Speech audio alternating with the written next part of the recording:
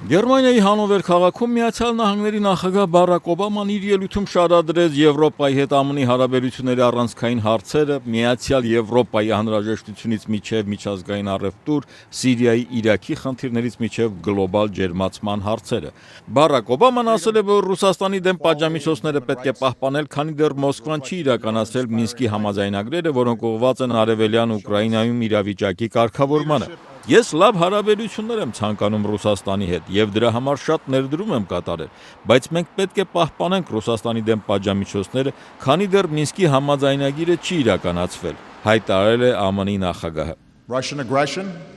has flagrantly violated the sovereignty and territory of an independent Ռուսաստանի ագրեսիան կոպտորեն խախտել է եվրոպական երկրի Ուկրաինայի ինքնիշխանությունը, տարածքը եւ անկախությունը, եւ դա անհանգստացնում է արևելյան Եվրոպայի մեր դաշնակիցներին, սպառնում է միասնական, ազատ եւ խաղաղ Եվրոպայի մեր տեսլականին եւ կարծես սպառնում է առաջընթացին, որը ձեռք է բերվել Սառը պատերազմի ավարտից հետո,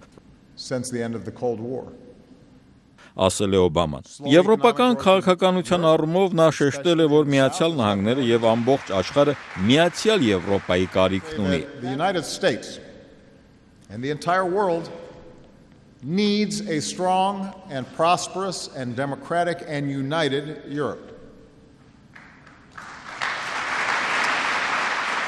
Միացյալ Նահանգները եւ ամբողջ աշխարհը կարիք ունի ուժեղ, բարգավաճ, ժողովրդավարական եւ միացյալ Եվրոպայի։ Նա ընդգծել է Միացյալ Եվրոպայի եզակի օրինակը։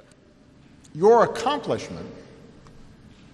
more than 500 million people speaking 24 languages and Ձեր ձեռքբերումը ավելի քան 500 միլիոն մարդ, որոնք խոսում են 24 լեզուներով, 28 երկրներում, որոնցից 19 ընդհանուր դրամական առույթ ունի, 1 եվրոպական միություն։ Սա արդի ժամանակաշրջանի քաղաքական եւ տնտեսական ամենամեծ ձեռքբերումներից մեկն է։ remains one of the greatest political and economic achievements of modern times. Անվտանգության հարցերով նա նշել է, որ ՆԱՏՕ-ի անդամ յուրաքանչյուր երկիր պետք է իր լիարժեք ներդրումը կատարի անվտանգության համար, նշելով, որ Եվրոպան երբեմն ինքնագոհ է վերաբերում սեփական պաշտպանությանը։ Հուլիսին Վարշավայում կայանալիք ՆԱՏՕ-ի գագաթնաժողովին ընդառաջ նա շեշտել է, որ բոլորը պետք է պատասխանատու լինեն ընդհանուր անվտանգության համար։ Նա ասել է, որ ՆԱՏՕ-ն եւ Եվրոպան կարող են ավելին անել իսլամական պետության խմբավորումների դեմ պայքարում։ Օբաման հայտնել է, որ Սիրիայում ամերիկյան եւս 250 զինծառայող կտեղակայվեն։ So given the success, I've approved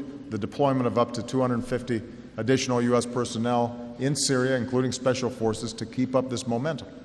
Սիրիայի ժողովրդավարական ուժերի դաշինքը իսկույն արձագանքել է, ողջունելով Սիրիայում ամերիկյան լրացուցիչ ուժերի տեղակայումը։ Օբամայի ելույթից անմիջապես հետո այս մասին հայտարարեց ժողովրդավարական ուժերի դաշինքի խոսնակը։